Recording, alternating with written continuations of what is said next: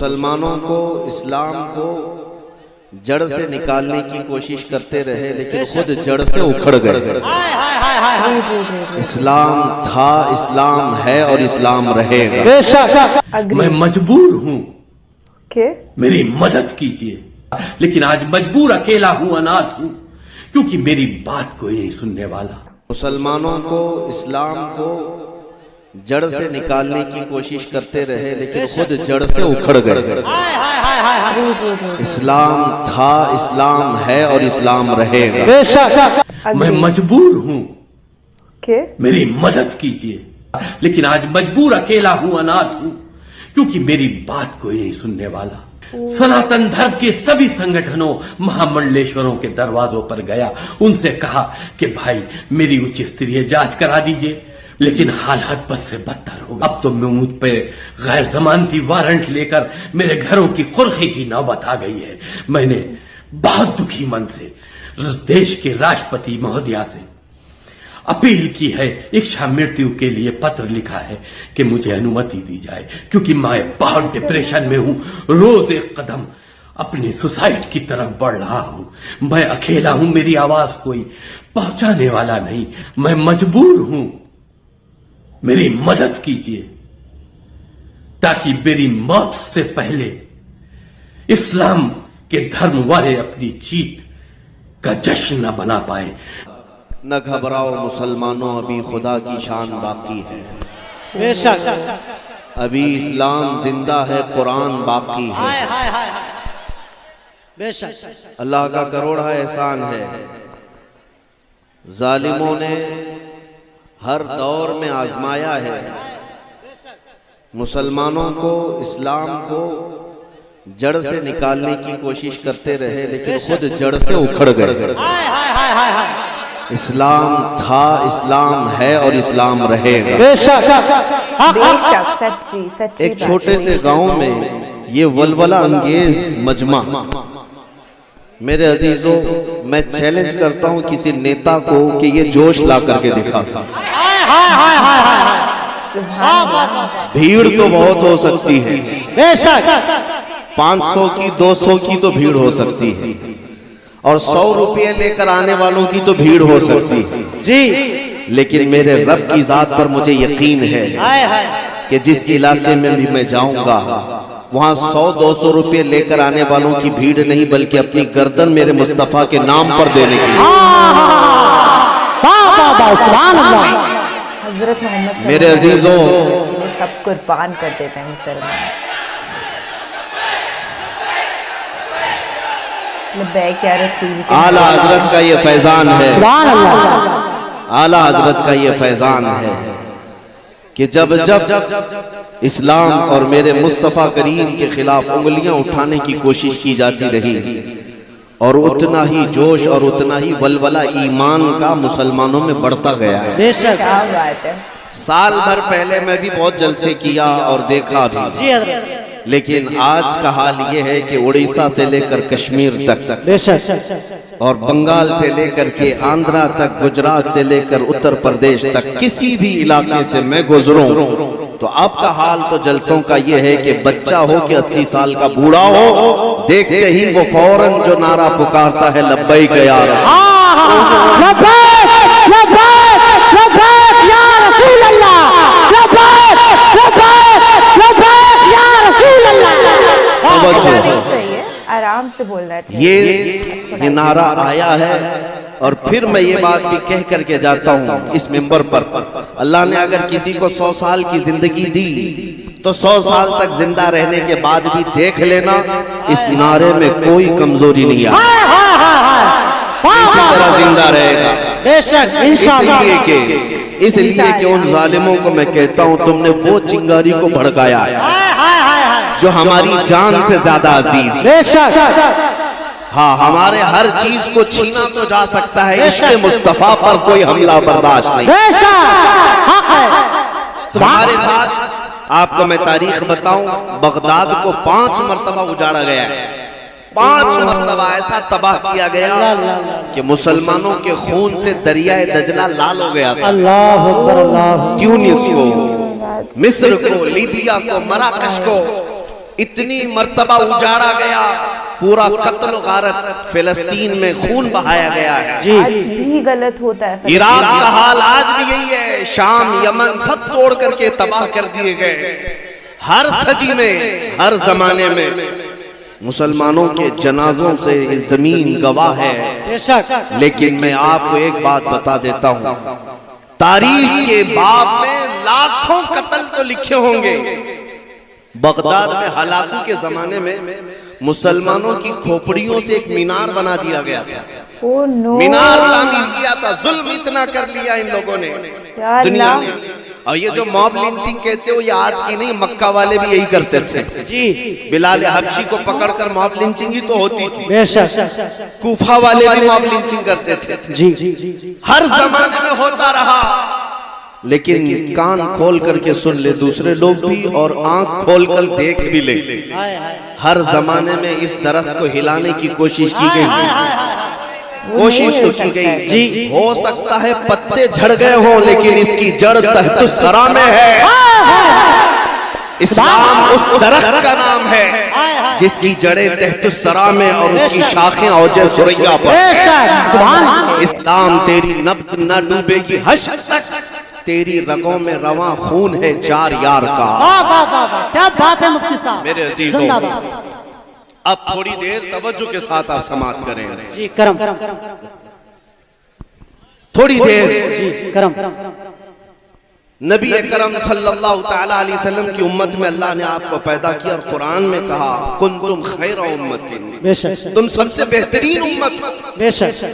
सबसे बेहतरीन उम्मत हो जो लोगों के दरमियान निकाले गए। किस लिए? भाई तकरीर सुनना है तो ठीक है, नहीं तो मैं खुद हाफिज कहता हूँ। अब नारे भी सब आखिर में लगा लेंगे आप, इंशाअल्लाह। सब पूरा खत्म होने। मैं मैसेज देने के लिए आया हूँ। मैसेज अगर लेना है तो ठीक है, तवज्जो। अल्लाह ने आपको फरमाया खैर उम्मत हो, तुम सबसे बेहतरीन उम्मत हो। किस लिए? तामुरून बिल मारूफ, तुम अच्छाइयों का हुक्म देते हो। तन्हौना अनिल मुनकर, तुम बुराइयों से रोकते हो। वो तुमीनून बिल्लाह, और गैब से ना देखे हुए अल्लाह पर ईमान लाते हो। ये तुम्हारी सिफात अल्लाह ने कुरान में बयान किया। तुम सबसे बेहतरीन उम्मत हो। लेकिन क्या आज के हालात में बेहतरीन उम्मत का खिताब तुम्हारे साथ है या नहीं है? आज के हालात में क्या तुम अच्छाइयों का हुक्म दे रहे हो, बुराइयों से रोक रहे हो? बहुत सारे मामलात यहाँ आकर फंस गए मेरे अजीजों। आज जो दुनिया हम सब की तरफ टारगेट बनाकर देख रही है, उसकी कोई तो वजह होगी, कोई तो वजह होगी। एक जमाना ऐसा था कि इटली, डेनमार्क और यूरोप के बड़े बड़े बादशाहों के बेटे उलमाए इस्लाम के पास पढ़ने के लिए आते थे और फख्र करते थे कि हमने उलमा के पास तालीम हासिल की। गैर मुस्लिमों की बात कर रहा हूँ। और आज तुम अमेरिका और यूरोप जाकर के फख्र करते हो। दौर इतना क्यों बदल गया? जमाना ऐसा क्यों हो गया? कोई तो वजह है मेरे अजीजों। वो कौन सी ताकत थी जिसको लेकर 313 निहत्ते बदर में उतरे थे, लेकिन 1000 से ज्यादा फौज पर भारी नजर आते थे? वो कौन सी ताकत थी जो कैसर और किसरा को धूल चटा दिया था? वो कौन सी ताकत थी जो सलाहुद्दीन को फातिह बैतुल मुकद्दस बनाया था? वो कौन सी ताकत थी जो खालिद बिन वलीद को 125 जंगों में नॉट आउट बगैर किसी शिकस्त के फतह अता किया था? कौन सी ताकत थी? कोई तो ताकत थी जिसको आज हम खोए हुए हैं। कुरान कहता है अन्नबिय्यु औला बिल मुमिनीन मिन अनफुसिहिम। वो ताकत ये थी कि नबी मोमिनों से उनकी जान से ज्यादा करीब हैं। और मोमिन जब तक ये एहसास रखेंगे कि हमारा सब कुछ हमारा नबी है, उस वक्त वो ताकत हमारी वापस आ जाएगी। तुम बहुत दूर नहीं रहते बरेली से मेरे अजीजों। अगर बरेली की परछाइयां तुम पर नहीं पड़ी तो फिर बड़े अफसोस की बात है। दुनिया के कोने कोने में रहने वाले बरेली की छांव में आज इश्क मुस्तफा में जिला पा रहे हैं, और तुम बरेली के बहुत करीब रहते हो। तो बरेली का मैसेज तो सुनो। बरेली वाले ने ये मैसेज दिया था, दहन में जुबान तुम्हारे, या रसूल अल्लाह, दहन में जुबान तुम्हारे लिए, बदन में है जान तुम्हारे लिए, हम आए यहाँ तुम्हारे लिए। या रसूल अल्लाह, उठे भी वहाँ तुम्हारे लिए, हमारा सब कुछ रसूलुल्लाह के लिए है। ये तो 100 साल पहले आला हजरत ने हमें मैसेज दिया था। 100 साल के बाद हमारी आंखों ने उनके एक जानशीन को देखा, ताजुश शरिया की शक्ल में। आपने तो देखा होगा, करीब रहते हैं। ताजुश शरिया ने 100 साल के बाद भी हमें यही मैसेज दिया, जिंदगी ये नहीं है किसी की किसी के लिए, जिंदगी ये नहीं है किसी की किसी के लिए, जिंदगी है नबी की नबी के लिए। ना समझ मरते हैं जिंदगी के लिए, अरे जीना मरना है सब कुछ नबी की। जिस दिन तुम्हारा ये एहसास हो जाएगा मैं जीऊंगा मेरे मुस्तफा के लिए जीऊंगा, फिर तुम्हारी सारी इज्जतें वापस आएंगी। कुरान पर तुम्हारा यकीन है या नहीं बताओ? हाथ मत उठाना, बस हम हाथ सिर्फ एक ही बात पर उठाते हैं। हाँ, हम हाथ वगैरह चंदा देने के लिए और मदीना जाने के लिए, मक्का जाने के लिए नाथखा हजरात तो उठवाते रहते हैं। हम तो सिर्फ इस बात पर हाथ उठवाते हैं कि कौन है मेरे नबी की इज्जत पर अपनी गर्दन देता है। बस तवज्जो तवज्जो। बात यह है कि तुम्हारा कुरान पर अकीदा है या नहीं है? कुरान पर अकीदा है। नबी पाक सल्लल्लाहु ताला अलैहि वसल्लम से सारी दुनिया से ज्यादा तुम्हें मोहब्बत है या नहीं है? अगर ये तमाम चीजें हैं मेरे अजीजों, कुरान पर अकीदा है, हुजूर से बेपनाह मोहब्बत है, तो आओ कुरान की सुनो। कुरान कहता है ला तहिनु वला तहज़नु व अंतुमुल अअलौन, तुम घबराओ मत, परेशान मत हो, तुम सबसे ज्यादा कामयाब रहोगे, सबसे ज्यादा। कुरान की बात कर रहा हूं, किसी इसकी उसकी नहीं। कुरान कह रहा है तुम कामयाब हो, तो क्या कुरान झूठा वादा करेगा? नो वे। कुरान ने जो वादा किया है वो सच्चा वादा है। तुम्हारा अगर यकीन है तो कुरान से पूछो, ऐ कुरान तू कह रहा है हम सबसे ज्यादा कामयाब हैं, तो क्या कामयाबी इसी का नाम है कि हम दर दर की ठोकरें खा रहे हैं? आज हमारी मस्जिदें, हमारे माबदें, हमारे खानकाएं सब तबाह व बर्बाद की जा रही है। आज हमारे हालात ऐसे कि रोटी कपड़े के नाम पर हम मोहताज नजर आ रहे हैं। कुरान तो कहता है तुम कामयाब हो, कुरान कहता है तुम कामयाब हो। तो हमने कुरान से पूछा फिर कामयाबी किसे कहते हैं? कुरान ने कहा आगे की बात पढ़ ले, इन कुंतुम मुमिनीन, अगर तुम ईमान वाले हो। फिर हमने पूछा ईमान किसे कहते हैं? ईमान किसे कहते हैं? तो मौलाना साहब से पूछने की बजाय खुद रसूलुल्लाह से पूछते ईमान किसे कहते हैं। नबी पाक फरमाते हैं ला युमिनु अहदुकुम हत्ता अकूना अहब्बा इलैहि मिन वालिदिही व वलदिही वन नासी अजमईन, तुम में से उस वक्त तक कोई कामिल ईमान वाला नहीं हो सकता जब तक वो अपनी औलाद, अपने माँ बाप और सारी दुनिया से ज्यादा मुझसे मोहब्बत न करे। ये है ईमान। जब तुम्हारे अंदर ये बात आ जाएगी कि कसरत से मेरे आका से मोहब्बत करते हो, तो फिर कुरान का जो वादा है तुम सबसे ज्यादा कामयाब रहो, सबसे ज्यादा कामयाब रहो। डरो मत, घबराओ मत, तुम्हारे पास बहुत बड़ी दौलत है मेरे मुस्तफा की मोहब्बत की दौलत। बस इस चिंगारी को थोड़ा शोला बनाने की बात है। बस मुझे, मैं नाउम्मीद नहीं हूं। बंद कर इस वाले का यू को बिल्कुल बंद कर दो, यू को बंद कर दो इस वाले। हाँ, मैं सिर्फ और सिर्फ आप तमामी हजरात को ये बात बताना चाहता हूं कि नबी पाक सल्लल्लाहु ताला अलैहि वसल्लम से अगर जान से ज्यादा मोहब्बत हो जाए तो कुरान का जो वादा है वो कामयाबी का वो वादा बिल्कुल बरहक है।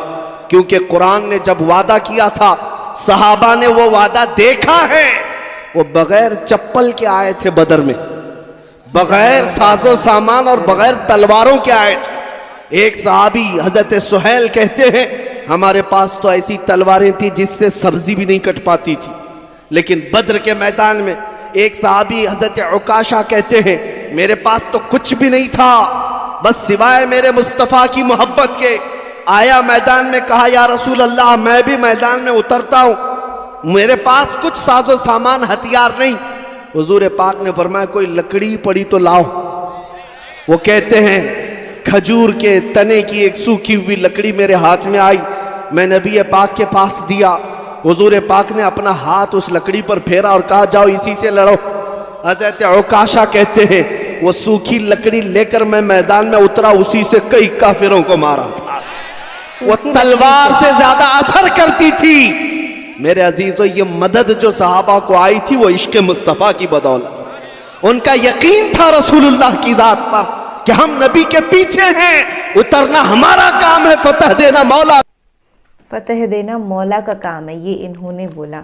और बहुत सारे नॉन मुस्लिम्स को ये एक कन्फ्यूजन भी रहता है कि काफिरों को क्यों मार रहे थे। काफिरों को ये जंगे बदर का रेफरेंस इन्होंने दिया था। मतलब जब एक बैटल होता है तो जाहिर सी बात है कि एक मुसलमानों का गुट है वो नॉन मुस्लिम से लड़ रहा है, तो उस समय उनको डिनोट किया गया है उस नाम से कि काफिरों को मारा। इसका मतलब ये नहीं है कि मुसलमान को हक है किसी भी नॉन मुस्लिम को मार देने का इस्लाम के हिसाब से। ये एक बहुत बड़ा मिसकॉन्सेप्शन है जिसको दुनिया भर में स्प्रेड किया जाता है और इस्लामोफोबिया फैलाने की कोशिश की जाती है। देखिए, मैं कितना भी पॉजिटिव होने की कोशिश कर लूँ कि इस्लामोफोबिया नहीं है या ऐसा कुछ नहीं होता दुनिया में, तो वो सच्चाई नहीं है। सच्चाई ये है क्योंकि बहुत सारे सूडो फॉलोअर्स होते हैं। जैसे कि इस्लाम जो मजहब है, इस दीन को बहुत सारे लोग, billions of people follow it, पर हमें ये नहीं पता कि कौन सही तरीके से फॉलो कर रहा है और कौन गलत तरीके से फॉलो कर रहा है। तो हमें कभी भी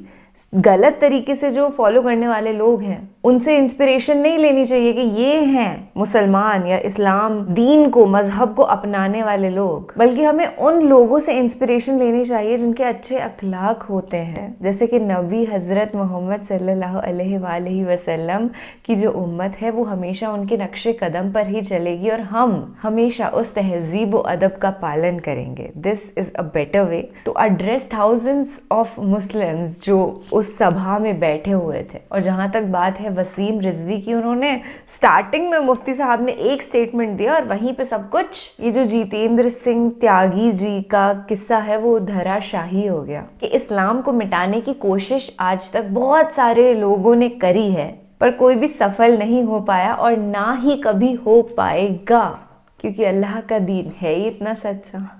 तो आज के लिए बस इतना ही। आप अपना और अपने पूरे परिवार का ख्याल रखिएगा। ऐसे तकरीर अगर और सुननी है तो मुझे कमेंट सेक्शन में बताइएगा। I will come up with more such videos और साथ में बैठ करके देखेंगे। चलिए, महफूज रहिएगा, हाँ, क्योंकि आप जो इस वीडियो को यहाँ तक देख चुके हैं वो बड़े मूल्यवान हैं। आपने कुछ प्यारे प्यारे सत्य वचन सुने और ये आशा करती हूँ कि इस पूरी दुनिया भर में आप शांति का पैगाम देंगे और हमेशा अच्छे शब्दों का इस्तेमाल करेंगे और नबी पाक जैसे अच्छे अखलाक वाले बनेंगे। I would love to say Ameen right now. So Ameen and Summa Ameen. Take care again. Allah Hafiz.